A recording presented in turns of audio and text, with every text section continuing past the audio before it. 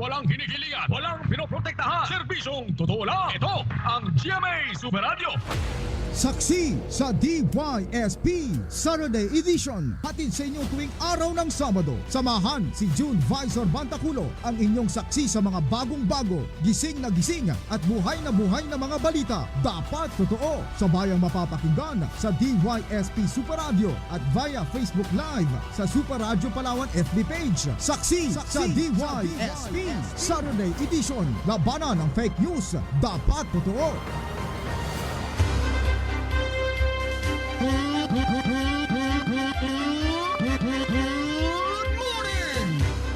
Magandang umaga, Puerto Princesa.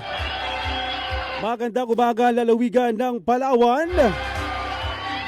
Huling araw sa buwan ng Enero 2026, mga kapuso. Samahan niyo po kami sa isa't kalahating oras na balitaan at talakayan po ng mahalagang issue at kaganapan dito sa lungsod ng Puerto Princesa at lalawigan ng Palawan. Sa mga kapuso natin sa iba't ibang panig ng lalawigan, sa mga island municipalities natin, magandang umaga po sa inyo. Mga kapuso, makakasama po natin nagsisilbing alalay sa ating programa at gagabay, no? At syempre siya rin ang nakatoka sa ating technical side. Walang iba kundi si Super Rene Olape.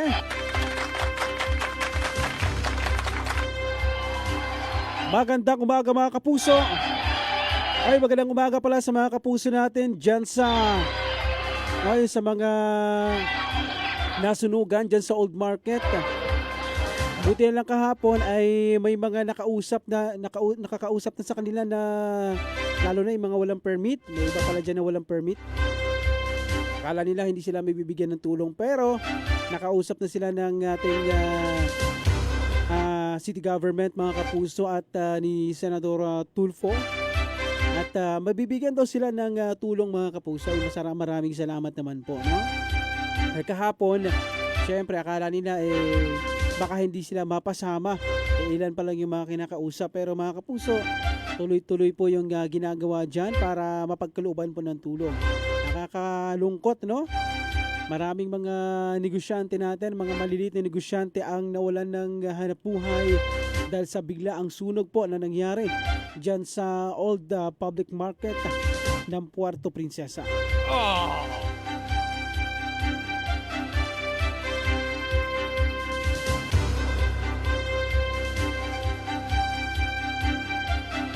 Mga kapuso, muli magandang umaga.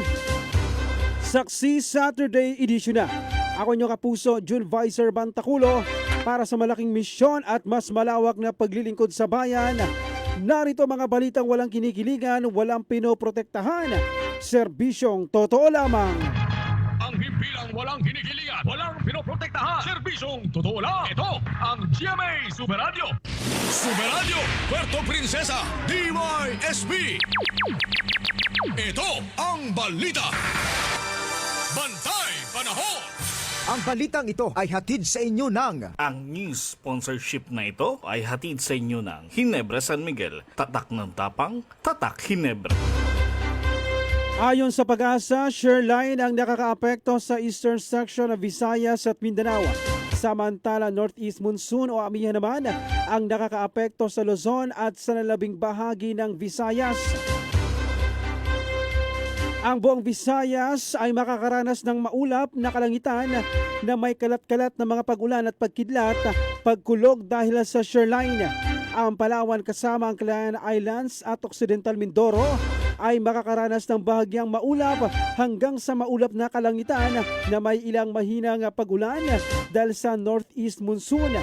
Ang silangang bahagi ng Visayas ay makakaranas ng katamtaman hanggang sa malakas na hangin dahil sa galing sa silangan hanggang hilagang silangan na may katamtaman hanggang sa malakas na alon sa karagatan. Ang natitirang bahagi ng Visayas, Palawan at kasama Calayan Islands at Occidental Mindoro ay makakaranas ng katamtaman ng hangin mula hilagang silangan hanggang hilagang kanluran na may katamtaman na alon ng karagatan. Super Radio Puerto Princesa DYSB. Ito ang balita. Bantay Panahon. Ang balitang ito ay inihatid sa inyo ng Ang news sponsorship na ito ay hatid sa inyo ng Ginebra San Miguel. Tatak ng tapang, tatak Ginebra. Mga produktong petrolyo may nakaambanan na panibagong taas presyo sa susunod na linggo. Inaasahan na naman ang pagtaas sa presyo ng produktong petrolyo sa susunod na linggo. Diesel, posibleng tumaas ng 8 sentimo kada litro. Gasoline, inaasahang tataas ng 10 sentimo kada litro. Kerosene, posibleng tumaas ng 45 sentimo kada litro. Ayon sa Department of Energy, Oil Industry Oil Management Bureau, ang labis na nakakaapekto sa galaw ng presyo ng produktong petrolyo ang mabagal na recovery ng nakaaberyang oil field sa Kazakhstan. Samantalang opisyal na price adjustment ay karaniwang iaanunsyo ng mga oil company tuwing Lunes at ipinatutupad kinabukasan ng Martes. Super Radio Bantay Presyo. Kaya naman sa loto mga kapuso, 25 pesos na simula February 1, 2026.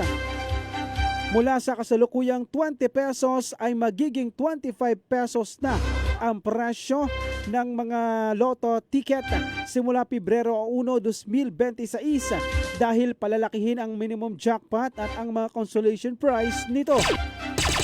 Ang tatama ng 4 na numero ay maaari ng manalo ng 1 milyon.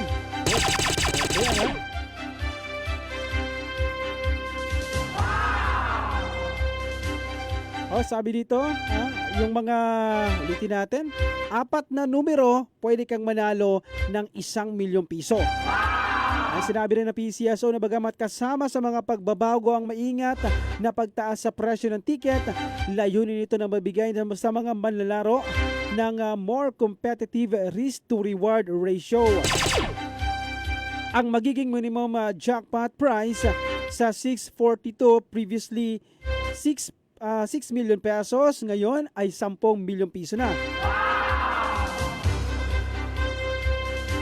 Sa Mega Lotto 645 naman na dating 9 na milyong piso, magiging 15 milyong piso na. Ang Super Lotto na 649 na dati ay 16 million pesos ay magiging 25 million pesos. Ang Grand Lotto naman na dating 30 million pesos aakit naman sa 45 million pesos. At ang Ultra Lotto na 658 na dating 50 million ay magiging 75 million pesos. Sa consolation prizes mga kapuso, sa 642 up to 1.1 million pesos 5 numero, 1 million sa 4 na numero. Sa Mega Lotto na 645, 1.2 million sa 5 numero at 1.1 naman sa 4 na numero. Sa Super Lotto, 1.3 million pesos sa 5 numero at 1.2 naman sa 4. Sa Grand Lotto, mayroong 1.4 million pesos sa 4 na numero at 1.3 naman sa 5 numero at 1.3 naman sa 4. At sa Ultra Lotto na 658, 1.5 ang consolation prize para sa tatama ng 5 numero at 1.4 naman sa mayroong 4 na numero. Ayon sa PCSO, mananatili ang progressive jackpot system kapag walang nanalo ng jackpot. Patuloy na lalaki ang premyo hanggang sa may tumama sa lahat ng 6 na numero. Sinabi ni PCSO General Manager Mel Robles na pinapakita sa naturang pagbabago ang pagsisikap ng PCSO na gawing mas kapanapanabik at mas kapakipakinabang ang bawat draw para sa mga manlalaro. Mga kapuso, dire-diretso na po tayo sa baba nating balita ngayong umaga. Super Radio Puerto Princesa DYSB. Ito ang balita. Sa panayam kay Engineer Irene Lagrada, Market Superintendent ng Luzon, Patuloy ang ginagawa nilang assessment kung ilang bilang ng mga stall ang naapektuhan sa nangyaring sunog sa lumang pamilihang bayan na maaring mabawasan pa dahil may ilang multiple stall na pagmamay-ari ng isang tao lamang. Hindi pa po siya final. Okay. As of today po yung ginagawa namin dito sa opisina kasama po yung CSWD at saka BPLO. So pwedeng madagdagan pa itong bilang na ito. Pero yung doon sa mismong building ng mga handicrafts, yung lahat ng yon ay accounted na, engineer, ma'am? Most probably hindi po ito madadagdagan. Maaaring mabawasan po ito dahil kasi po sa aming investigasyon at masusing pag-i-interview po, medyo maapektuhan po kasi ito yung mga may multiple stalls na pag-aari po ng isang tao. Ayun, so may mga mayroon palang halimbawa 2, 3 stall na nakapangalan sa isang tao lamang, ma'am. Yes po, kung ang pag-uusapan po ay vendors affected. Pero kung stalls affected, hindi pa rin po siya final. Within today po siguro mapa-finalize namin kasama ng dalawang opisina po na nabanggit. Pwede naman maglagay at magsimulang muling magtinda ang mga nasa open space na ang mga paninda ay gulay pero sa itaas sa mga totally damaged na mga building ay hindi pa sila pwedeng bumalik dahil naghahanap pa sila ng mga malilipatan ng mga ito. Yung dito po sa yung sa may ibaba sa may tinatawag natin na open space na ang mga paninda nila and vegetables. Opo. Pwede na po silang mag-ayos ulit ng kanilang mga stalls. Okay. Hopefully meron pwedeng ipanimula ulit. Pero yung nandoon po sa itaas, sa talagang totally damaged na building, hindi na po talaga muna sila babalik. Kahapon po pumunta po ang ating committee chair on market and slaughterhouses and in slaughterhouse, si Kagawad Bitoy Oliveros. At nag-ikot-ikot po kami kung saan po possible na pwedeng ilipat ang mga vendors na doon ang install nila ay dito sa totally damaged na building. Samantala, noon pa na pag-usapan na may plano ng gibain ang mga ito kapag nakalipat na ang mga nagtitinda sa bagong palengke. Sadyang nauna lamang ang sunog. Actually, sir, nauna lang po talaga itong aksidente na ito. Pero prior to this, na pag-usapan na po na kapag lumipat po ang taas sa kabilang building, ito po ay totally demolished, yung old market. So, yan po talagang, i-demolish din po talaga ang building na yan. Okay. At siyempre, nagbabasa din po ako ng mga comments sa social media to clarify po mga nag-message ko ng mga informasyon na parang nalilito po sila kung ano ba talaga ang gagawin dyan. Meron na pong napag-usapan na itatayong bagong proyekto na hindi pa rin po finalized sa ngayon. Pero ang final po talaga na decision dyan once na lumipat lahat ng vendors demolish po. Building. Yes, totally demolish. Mga kapuso, ang inyo pong narinig ay magkakasunod po na tinig ni Engineer Irene Lagrada, ang ating pong Market Superintendent ng Pamilihang Panlungsod.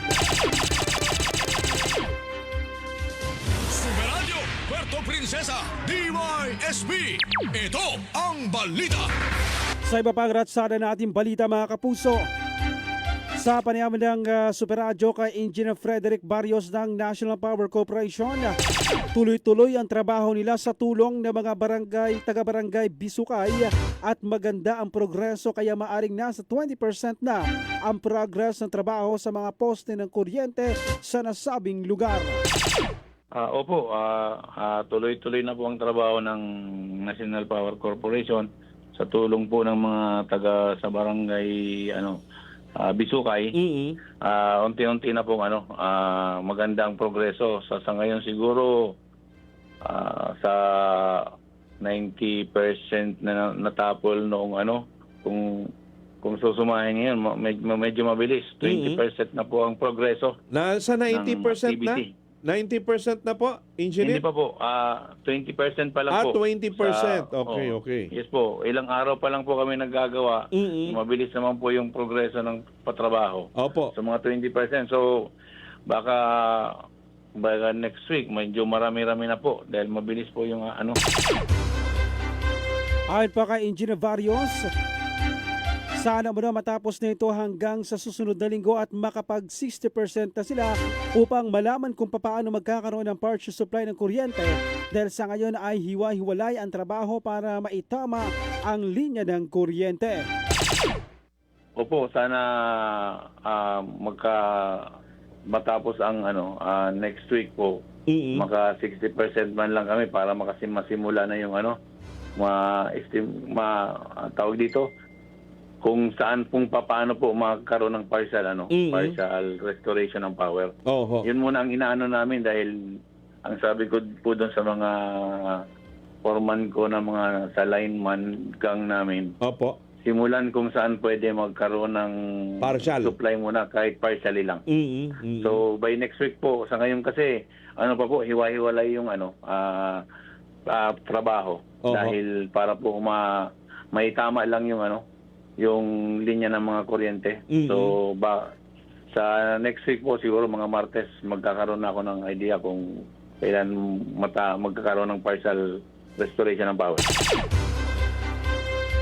Samantala, ang mga makina nila ay hindi naman stock up dahil may mga operator sila na nagpapaandar ng mga ito upang hindi ito magloko kung sakaling gamitin na ng tuluyan.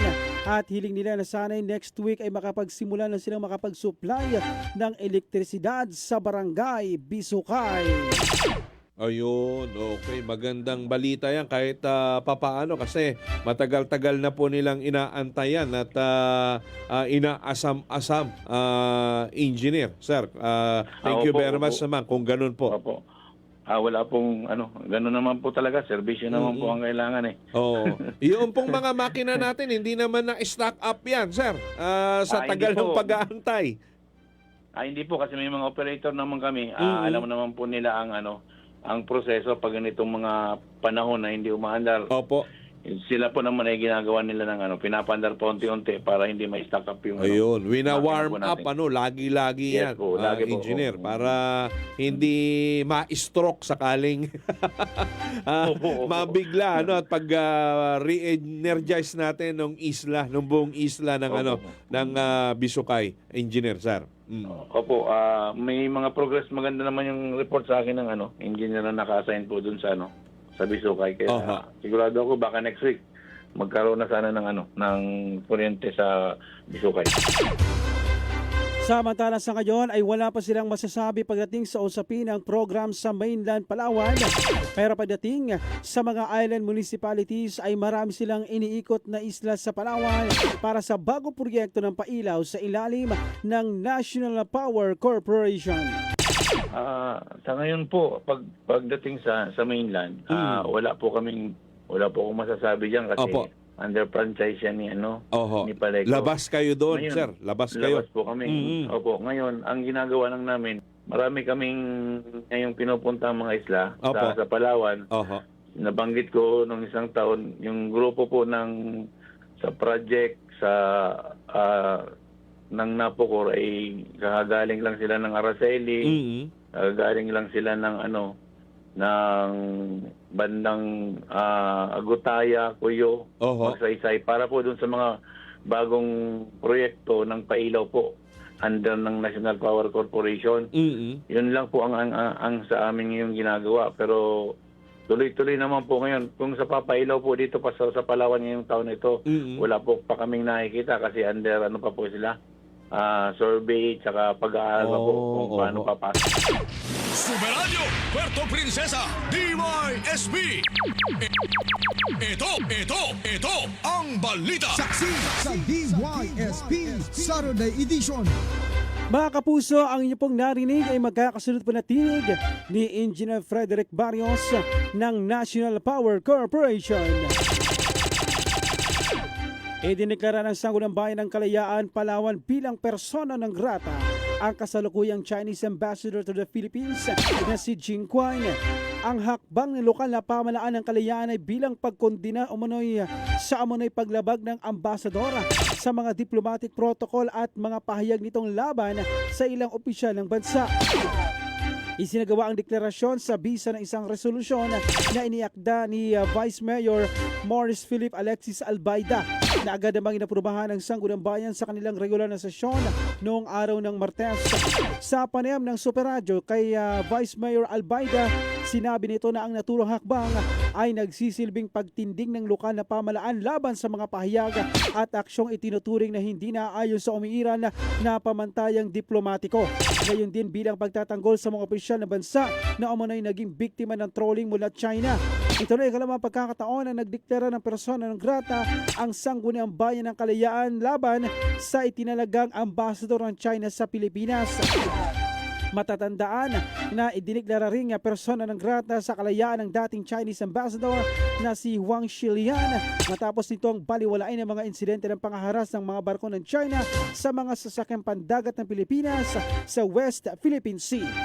Superradyo Puerto Princesa DYSP. Ito ang balita. Mga kapuso, itong pa kanyang orasan, alas 8:30 na ng umaga. Saksi sa DYSP Saturday Edition. Hatid sa inyo tuwing araw ng Sabado. Samahan si June Visor Bantaculo, ang inyong saksi sa mga bagong-bago, gising na buhay na mga balita. Dapat totoo. Sabayang mapapakinggan sa DYSP Super Radio at via Facebook Live sa Super Radio Palawan FB page. Saksi sa DYSP Saturday Edition. Labanan ng fake news. Dapat totoo.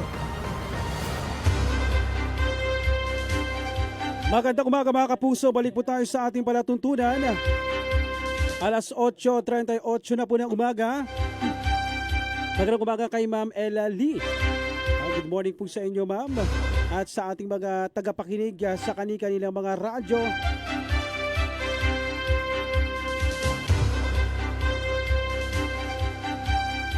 Isang magandang umaga po sa inyong mga kapuso. Sa oras na ito, ating kakausapin muna, si Konsihal Elgin Robert Damasco, ang chairman ng Committee on Environment, mga kapuso. Kaugnay po yan sa isinagawang public consultation doon sa Barangay Langogan, mga kapuso. Nakaraang araw, dumalo po yung ating mga residente at mga katutubo at ilang ahensya ng gobyerno ay nandyan sa Barangay Langogan para pag-aralan kung tama na bang panahon na para ipatigil muna itong quarry operation sa Barangay Langogan. Magandang umaga, Konsihal Elgin Damasco, sir. Live po tayo sa GMA Super Radio Palawan. Si June Bantaculo po ito. Sir June, magandang umaga sa ating lahat. Isang mapagpalang umaga sa ating lahat. Maraming salamat po, Konsihal Elgin, sa pagtanggap po ng aming tawag. At una-una po, itong ating pag-usapan lang po, yung isinagawa po nating public consultation dyan sa Barangay Langogan, kaugnay po sa quarry operation. Sir, kamusta po ang naging pag-uusap natin kasama yung mga residente ng Barangay Langogan? Well, ang mga residente doon ay nais na ipatigil muna ang quarry operation sa naturang lugar. Pero hindi naman agad-agad natin magagawa yan kung walang ordinansa. Okay? At yung quarry kasi hindi lang naman na local laws ang sinusunod natin dyan, kundi meron ding national na batas. No? So kailangan i-reconcile muna natin yung national laws and the local laws bago tayo magdeklara ng moratorium. Pero kailangan dumaan muna yan sa tamang proseso. Dapat magsimula ang pagpapasa ng isang ordinansa para sa moratorium sa barangay level muna. Kasi ang nangyari, dumiretso sila sa Sangguniang Panlungsod na hindi pa dumadaan sa barangay level. So, dapat idaan muna sa barangay level, gumawa muna ng ordinansa ang barangay bago namin talakayin sa Sangguniang Panlungsod. So ang nangyari nung mga nakarang araw, nung pumunta tayo ng Langogan, ay public hearing o public consultation. Gusto nating malaman kung ano ba talaga ang sentimento ng mga tao tungkol sa quarry operation sa Barangay Langugan. Opo, Konsehal, ano po yung pinakarason ng ating mga kabarangay dyan sa Langogan kung bakit daw po kinakailangan na munang pansamantalang ipatigil itong quarry operation na sir?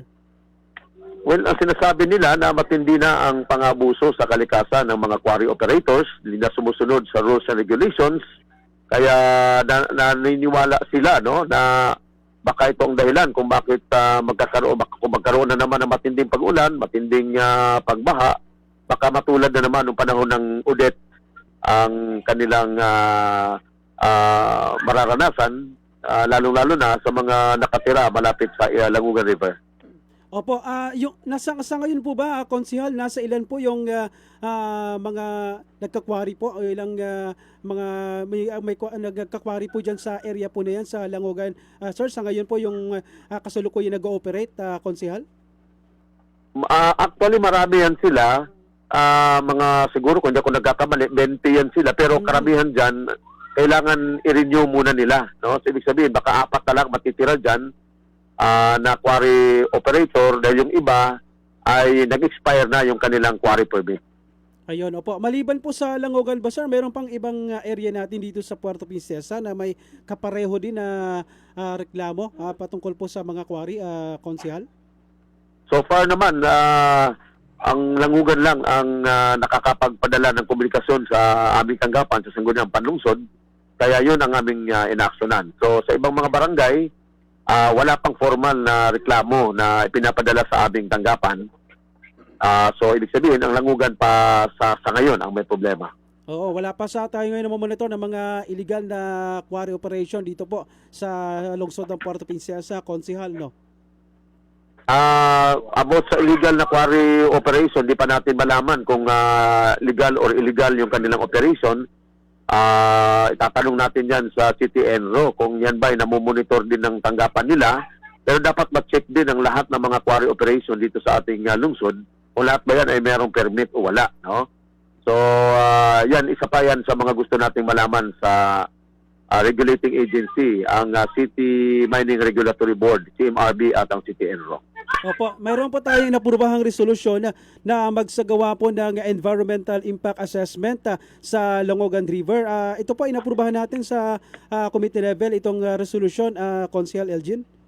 Tama po yun dahil isa sa magiging basis ng pagdideklarang moratorium o pagpapasa ng isang ordinansa para ideklara na ban muna for how many years, magkaroon muna ng moratorium sa quarry operation, yung environmental impact assessment mula sa mga eksperto sa larangan, no? Katulad ng PCSD, ng DNR, MGB, at yung grupo ng mga private environmental planners, no? Para hindi lang galing sa gobyerno, meron ding kaakibat na pag-aaral ang mga environmental planners natin. Opo. Sa ngayon, sir, inaasahan na rin po ba natin na magkakaroon tayo ng pakikipag-usap doon sa mga operator naman, no, sa mga nagkakwari, Konsehal Elgin, kung sakaling maapektuhan din yung kanilang negosyo sa ganitong mga pag-uusap? Actually, nandun din sila nung panahon ng public hearing, public consultation natin sa Langugan. Okay. Ang concern ko lang naman doon na kailangan kung ano yung mga regulasyon, no, na binibigay sa kanila ng CMRB, sundin nila. Dahil kapag hindi nila nasunod yun, sa susunod na taon, magiging stricto na tayo. Tatanungin na natin sila o titingnan na natin yung mga papel nila. Opo. Kung talagang nasunod nila yung mga regulasyon ng pagkakwari. Kasi sa tingin ko, meron talagang mga violation. Ayun, opo. At iwan ko lang saglit ito, Konsehal, ito balikan ko lang itong sa may area naman ng Barangay Bakungan kung saan nirereklamo yung isang poultry. Kamusta na po yung action ng Sangguniang Panlungsod dito, Konsehal? Well, sa nakaraang sesyon, regular session ng Sangguniang Panlungsod, naaprubahan yung pong resolution na humihiling sa BPLO na mag-issue muna ng cease and desist order habang hindi pa naayos yung sanitary permit at SEP permit, no, ng naturang poultry farm ni Mr. Jose P. Hindi man natin po pwedeng ibaliwalayan dahil national law yan. Opo. Okay? Maaaring nakaligtaan pero hindi pa naman siguro huli ang lahat na kailangan i-correct natin kung meron mang pagkakamali sa issuance ng business permit. Dahil national law yan, hindi po pwedeng ibaliwala yan. Ayun, okay. Maraming salamat po, Konsehal Elgin. Ang inyo na lang pong mensahe at panawagan sa ating mga kababayan sa buong lungsod ng Puerto Princesa. Ayo po, maraming salamat Sir June at sa ating mga listeners sa DYSP Super Radio. Maraming salamat sa inyong patuloy na suporta at pagtitiwala sa mga public officials ng lungsod ng Puerto Princesa. Kami naman ay patuloy na ginagampanan ang tungkulin na inyong iniatang sa amin. Maraming salamat, isang mapagpalang umaga sa ating lahat. Saksi sa DYSP. Mga kapuso, si Konsehal Elgin Robert Damasco ang chairman ng Committee on Environment ng Sangguniang Panlungsod. Yan po ang kamakailan po isinagawa ang public hearing. Andyan po naglahad ng kanilang mga hinaing ating mga residente ng Barangay Langogan. May isinusulong po kasi dyan na magkaroon na ng moratorium, no? Kung sa quarry operation. Pero sabi nga kailangan pang dumaan sa mga masusing talakayan mga kapuso dahil may batas na umiiral na pinapayagan yung mga ganito. Pero dapat sila ay may armado rin ng mga kaukulang mga permiso, no? Hindi basta-basta yung pagsasagawa ng operation. At pero reklamo rin ng ating mga residente, bugbog sarado na sa quarry itong Barangay Langogan. At ito yung tinitingnan muna na dahilan kung bakit nakakaranas ng matinding pagbaha ng mga nagdaang bagyo at shoreline at low pressure area itong Langogan mga kapuso. Hindi lang po yung Langogan, yung mga kalapit pang barangay, matindi rin yung pagbaha, no? Pag dumaan po kayo ng norte, yung pagkatapos ng bagyong Tino, talagang puro buhangin, no? Graba yung kalsada, tumawid na ng dagat, no? Galing sa taas mga kapuso.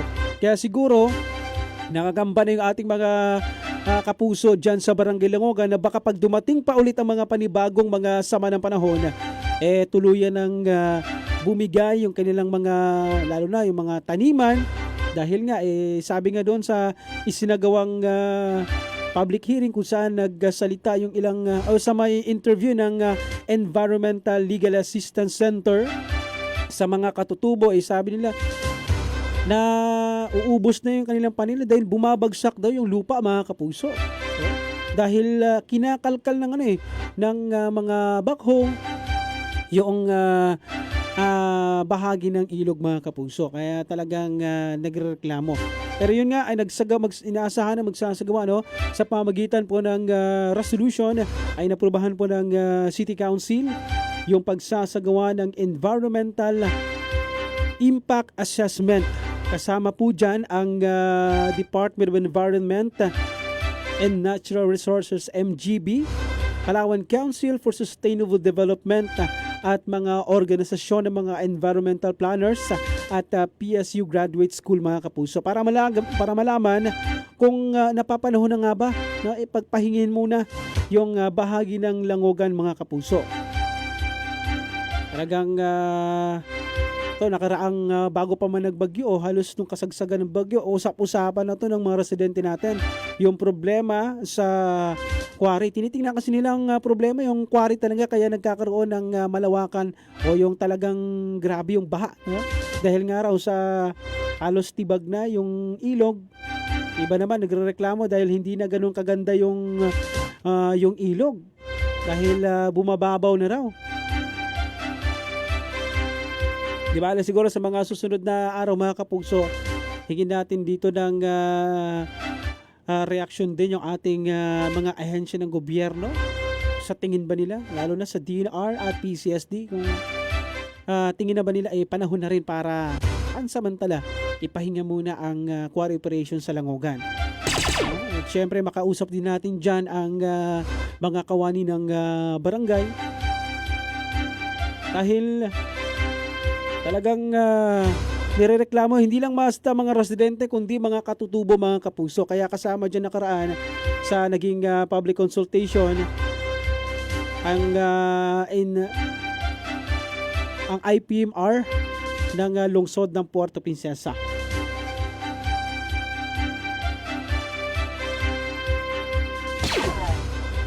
Sa iba nating balita mga kapuso, balik-balita ito, nakakabahala sa panig ng National Electrification Administration o NEA ang kasalukuyang 75% electrification rate ng Palawan dahil nangangahulugan naman ito na malaking bahagi pa o 25% pa ng mga Palawenyo ang wala pa ring supply ng kuryente.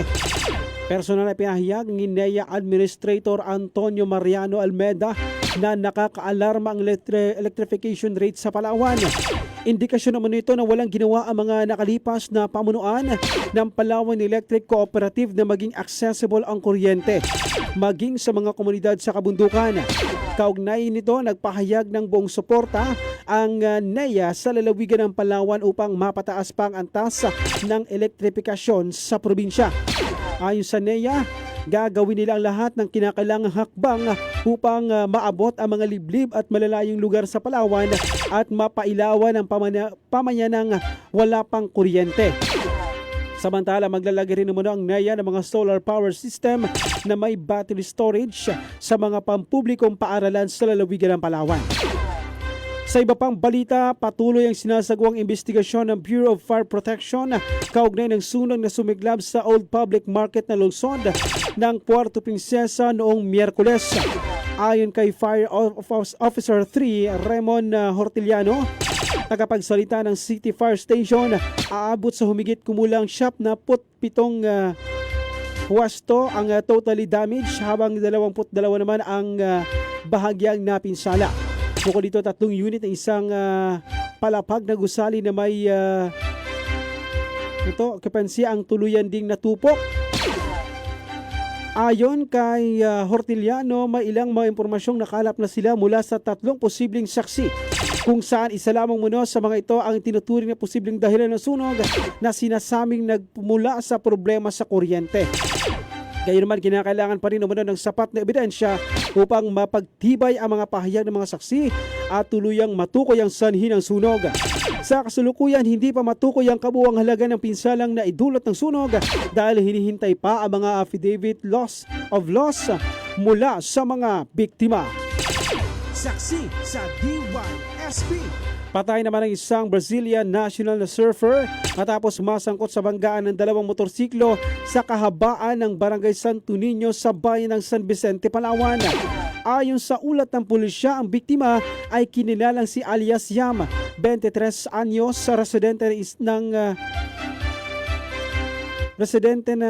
sakay ng isang puting Honda Beat na motorsiklo at may kasamang backrider.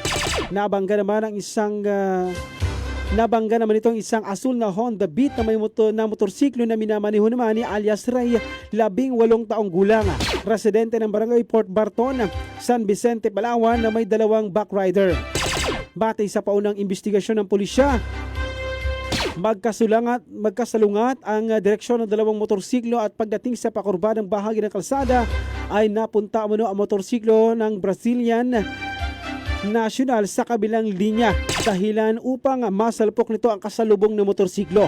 Agad namang sinugod sa San Vicente District Hospital ang mga sangkot sa insidente para sa medical na atensyon. Gayon naman, idiniklara ang biktima na dead on arrival bandang alas 3:31 ng hapon, habang ligtas naman ang angkas nito.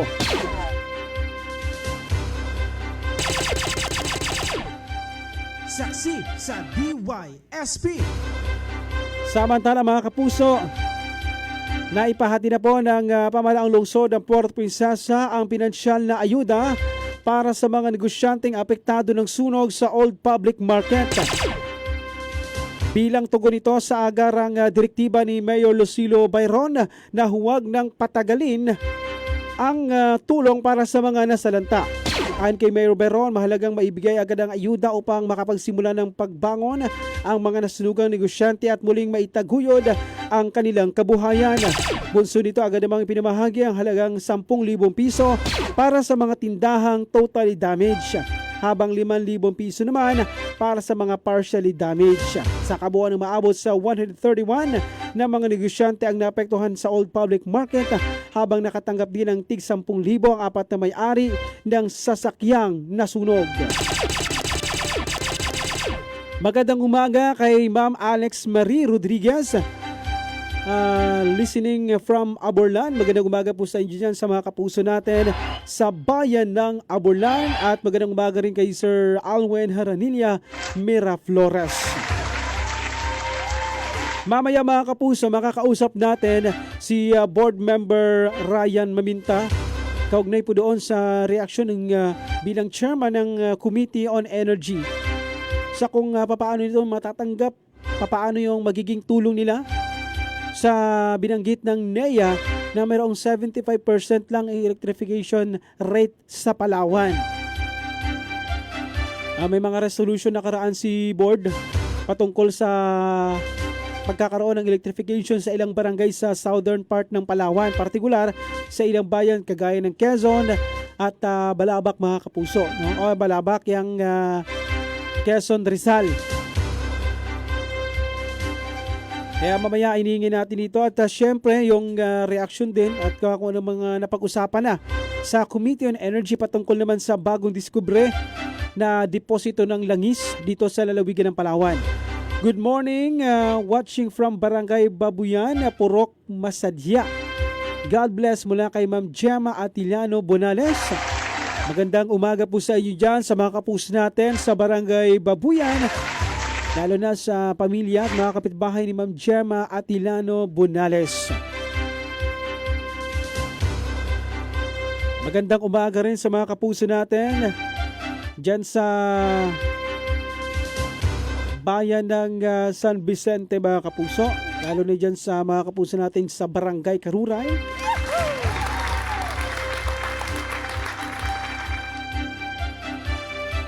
Itong nakaraang araw mga kapuso ay nakaraang araw ba ito?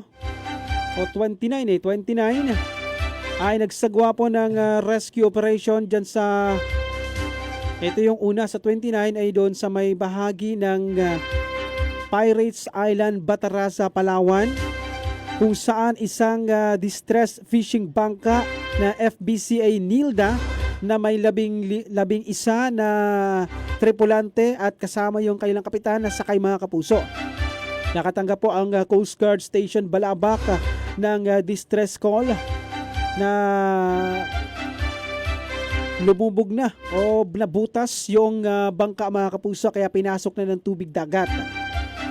Pagdating po sa lugar, hapon na, nakita na po na partially bahagi na pong lubog na ang bangka at nakalutang na lang yung lubog na yung mismong katig, yung mismong katawan ng bangka lubog na mga kapuso. Pero gayon pa man kaagad namang na rescue yung mga sakay kung saan wala namang naiulat na nasaktan mga kapuso. Diyan naman sa bayan ng El Nido sa may Dipnay, ayon kay Sir Ellery Raso, mayroong mga na-rescue rin ng mga crew ng isang expedition boat mga kapuso. Tumating daw sila sa area, nakita nila yung bangka at yung mga crew. Yan, wala namang nabanggit kung ito ay may sakay pang mga turista mga kapuso. At hindi rin pa rin malinaw kung ano yung dahilan ng biglaang paglubog nitong bangka. Oras, ganap ng 9:00 ng umaga. Ang himpilang walang kinikilingan, walang pinoprotektahan, serbisyong totoo lang. Ito ang GMA Super Radio. Super June Visor Bantaculo, ang inyong saksi. Mga kapuso, balik po tayo sa ating palatuntunan. Napakabilis ng oras. 9:06 na po ng umaga. Magandang umaga kay Sir Christopher Aligway. Good morning po sa mga kapuso natin sa iba't ibang panig ng Puerto Princesa. Kamusta po kayo? Tawagan na po natin si Board Member Ryan Maminta mga kapuso. Kaugnay po doon sa kailang magiging statement at syempre kailangan din muna ng tulong dito ng NEA, no? Mga kapuso, nasa kabilang linya na po natin si 2nd District Board Member Ryan Maminta. Magandang umaga, Board. Live po tayo sa GMA Super Radio Palawan. Si June Bantaculo po ito. Magandang umaga, kapusong June Bantaculo. At sa lahat ng tagapakinig mo ngayon sa programa natin sa GMA Super Radio sa sa lalawigan po ng Palawan. Sa ating mga kababayan, magandang araw ng Sabado po. Maraming salamat po, Board, sa pagtanggap po ng aming tawag. Bagaman nagpapahinga po kayo, tinanggap niyo po yung aming tawag, Board. Ito lang po, no, ang inyo pong reaksyon ng sanggunian at syempre ng Committee on Energy dahil ayon sa National Electrification Administration ay nakakabahala na 75% lang ang electrification rate ng Palawan. Board Ryan, ano po yung ano po yung masasabi po natin dito, sir? Totoo po yun, at mayroong malaking problema sa electrification rate sapagkat may mga lugar pa, lalo tigit yung mga isla at yung mga dulong bahagi ng Palawan na kasama ang lungsod ng Puerto Princesa na walang walang kuryente at walang elektrisidad. So katulad niyan, ang bayan ng Rizal halos 90%, mahigit 80% niyan walang kuryente. Opo, maging doon sa may sa bayan ng Batarasa ganun din. Nasa 12 o mahigit pang mga barangay ang walang kuryente diyan. Lalo na doon sa southern portion at doon sa southwestern portion ng bayan ng Batarasa. Sa Balabac ganun din. Yung west coast ng bayan ng Aborlan at yung dulong bahagi ng Quezon na Barangay Berong kasama ang Barangay Kinlugan hanggang sa Barangay Kalumpang sa bayan ng Quezon ay mga walang koneksyon ng kuryente. Sa norte mas marami din na mga barangay. So dalawang kooperatiba tayo dito, isang Palawan Electric Cooperative na may mas malawak na prangkisa at isang Busuanga Island Electric Cooperative na may hawak naman doon sa Calamianes Island. So yung assessment ng NEA hindi po yun ordinaryong opinion lang, bagos nakabase po yun at yung pundasyon noon ay mga datos at mga impormasyon na makatotohanan. Opo, tayo po as sangguniang palalawigan ay may mga nakahanda po, sabi niyo po, suporta na suportahan yung mas mapataas pa itong electrification rate ng Palawan sa mga susunod na taon, Board. At sa tingin po ninyo, ano po yung mga naging dahilan kaya kung bakit naging ganito kababa yung electrification rate ng Palawan? Bagaman kayo sa sanggunian, madalas po kayo yung nagpapasa ng mga resolusyon na malagyan ng mga elektrisidad yung mga, lalo na yung mga liblib na barangay natin, Board Member Ryan, sir.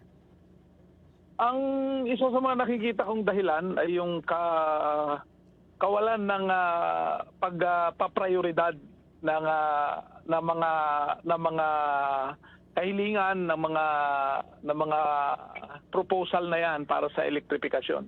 Pero hindi naman tayo nawawala ng pag-asa doon. Mabuti nga at nariyan si NEA Administrator Nani Almeda, si Congressman Jose Chavez Alvarez at yung mga kongresista natin sa ibang distrito, kasama ng Department of Energy na patuloy na kumikilos para matugunan yung mga pangangailangan natin.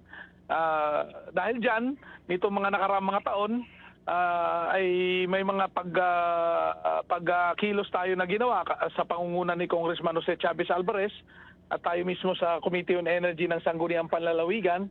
Ang bayan ng Rizal ay halos nakakuha na ng buong kaukulang pondo para malinyahan yung mga barangay na hindi pa nalilinyahan, simula sa barangay Bunog hanggang sa dulong bahagi ng linya ng kuryente sa barangay Iraan sa Sitio Salungsong. Pagkatapos ginagawa na rin ngayon yung dugtong ng barangay Puntabaha hanggang doon sa barangay Panalingaan na dadaan yon sa barangay Ransang, barangay Kampung Ulay at barangay Kadawaga, kasama na ang barangay Kulasian patungo doon sa barangay Panalingaan. Tapos lulusot yun hanggang doon sa barangay Panalingaan, hanggang barangay Kanipaan. So may pondo na yun nga yung binabanggit ni Director Almeda na hindi natugunan kaagad-agad nung panahon na 180 million na balam kasi may mga dahilang sila lang yung nakakalam at ayon kay Administrator Almeda ay sa bagal ng mga members of the board na magdesisyon nung panahon na sila ay nandyan pa. Pero ngayon ay awa ng Diyos at sa pagtutulong-tulong ay ginagawa na po yan. Ngayon, yung Dulong Batarasa, may request tayo doon nitong nakaraang sesyon at yung ilang bahagi ng Quezon, may mga request din tayo nitong nakaraang sesyon.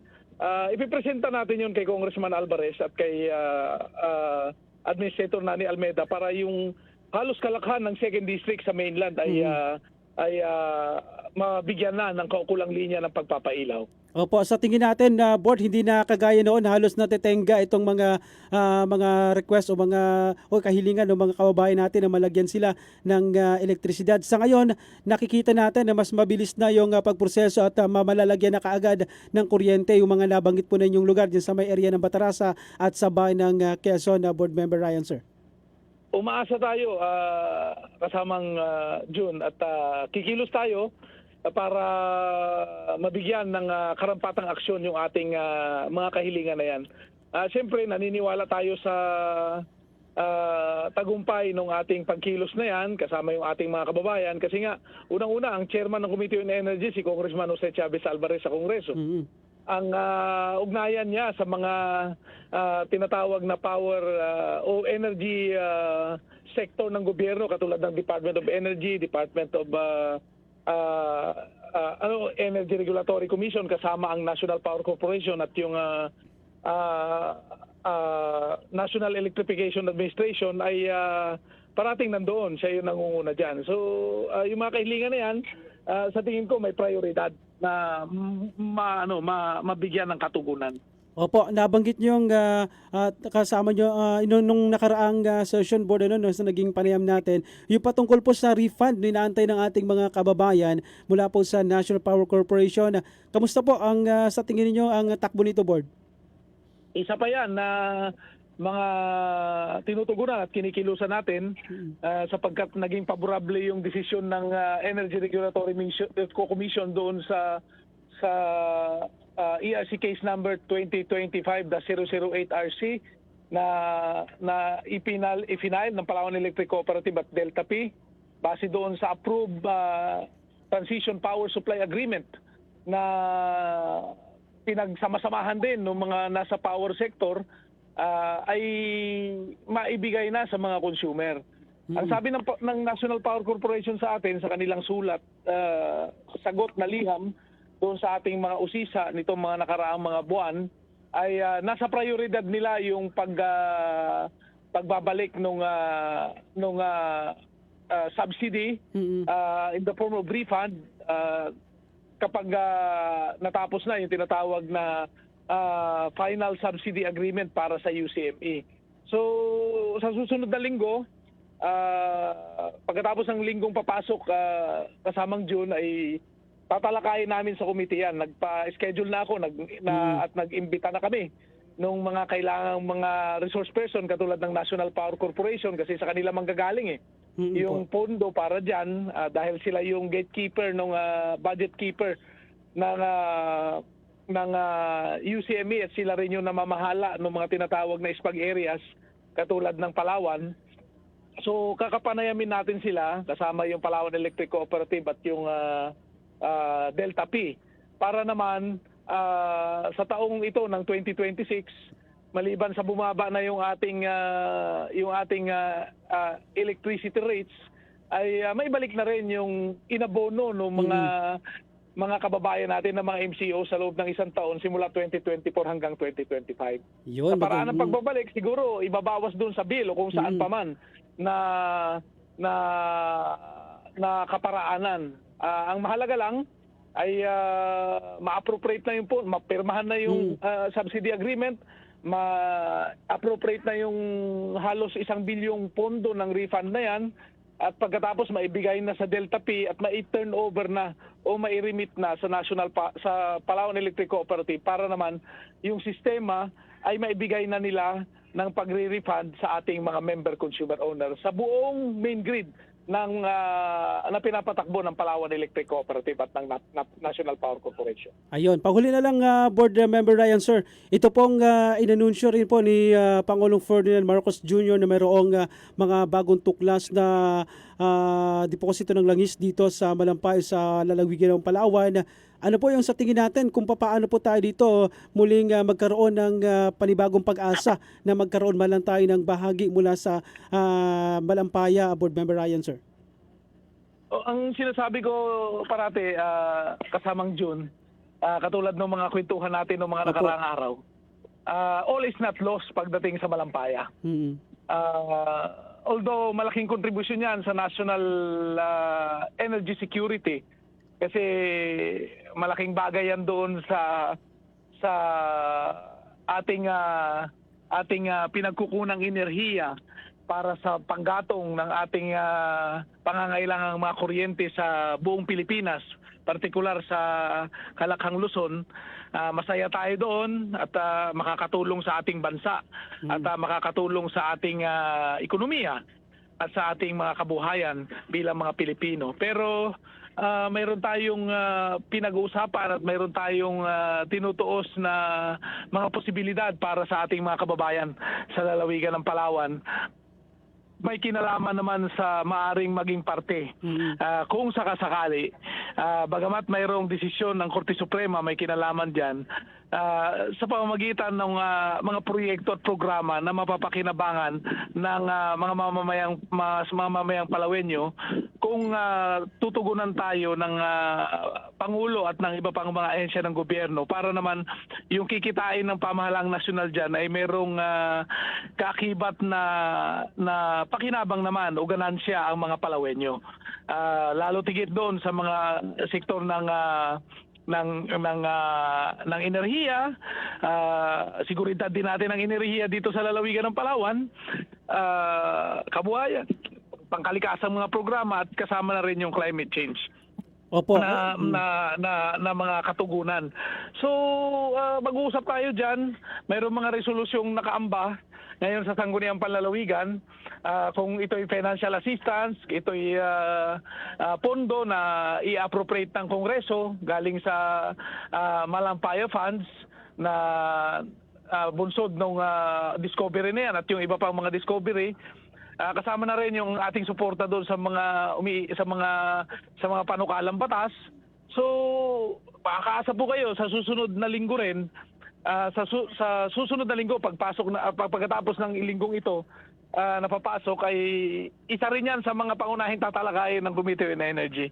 So mag-iimbita rin tayo, kung hindi ako magkakamali, February 11 kasamang June, para may initial talks na tayo with the Department of Energy, Department of Finance,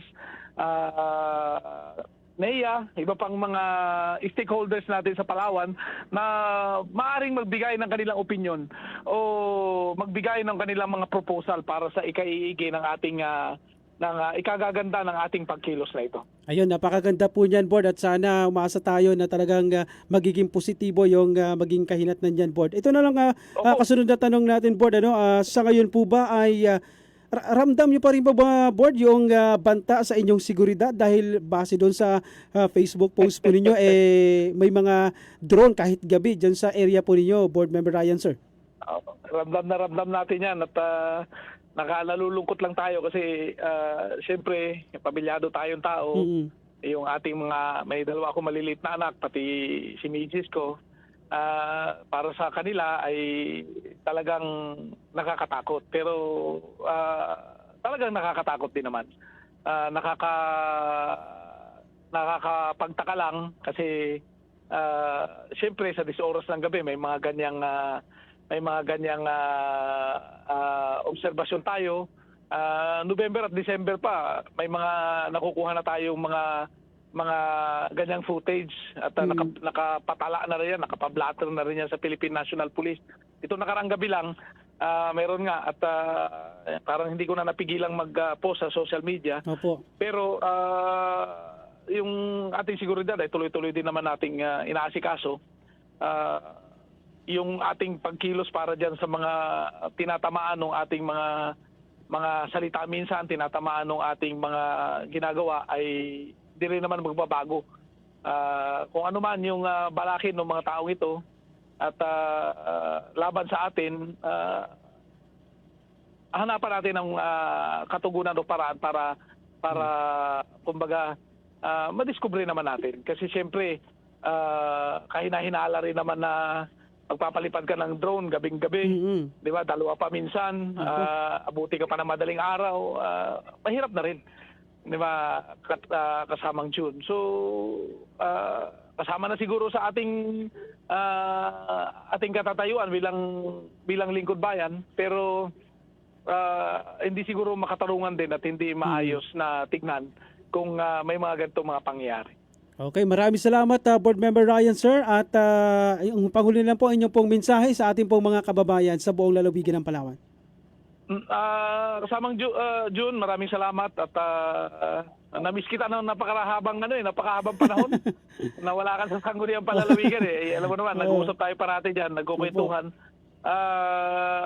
Sabado ngayon, bukas Linggo, siguro laan natin sa ating mga pamilya yung ating oras at higit sa lahat sa patuloy na pananalangin sa Panginoon para sa magandang kahinatnan ng ating pang-araw-araw na buhay. Maraming salamat. Ingat po kayo, Board. Mabuhay po kayo, sir. Maraming salamat at magandang umaga. Saksi sa DYSP. Mga kapuso, si Board Member Ryan Maminta, ang chairman ng Committee on Energy ng Sangguniang Panlalawigan at yan nga, no? Nabasa rin natin sa post itong nakarang araw pa, no? Karang araw pa ba yun o kagabi? Salamat kay Sir Jun Fred sa pagpapaalala. Kalimutan ko. Kaya na ka pa ito iniisip yung huling tanong ko nga pala. Thank you, Sir Jun Fred. At yun nga. Siyempre, nakaraan pa tong interview din kay Board Member Ryan. Talagang may mga banta na nakikita na siya sa kanyang buhay, no? Sa kanyang seguridad. May mga umaaligid-ligid. Ngayon, may mga drone na naman na pinapalipad. Pero ika nga, binabanggit nga niya na napablatter na rin mga kapuso. Mga kapuso, medyo maaga-aga lang tayo magpapaalam, no? Dahil meron tayong susunod na programa, ang Hiling Galing. Maraming salamat, Super Rene Ulape. Thank you, Super Rene. Hindi ako pinabayaan ni Super Rene. Isa kang bayani, Super Rene. Salamat sa ating pong nakaagapay sa bahaging technical at nagsilbi po ang production assistant. Sa ngalan po ni Super June Fred Calambang, ating pong assistant station manager, at Super May Uy, ang ating radio operation consultant. Ako po yung nakasama, Super June Visor Bantaculo, para sa malaking misyon, mas malaking misyon at mas malawak na paglilingkod sa bayan. Buong puso kami para sa Pilipino. Ako po muli si Super June Visor Bantaculo, ang inyong saksi sa DYSP. Saksi sa DYSP. Super Radio Puerto Princesa, DYSP.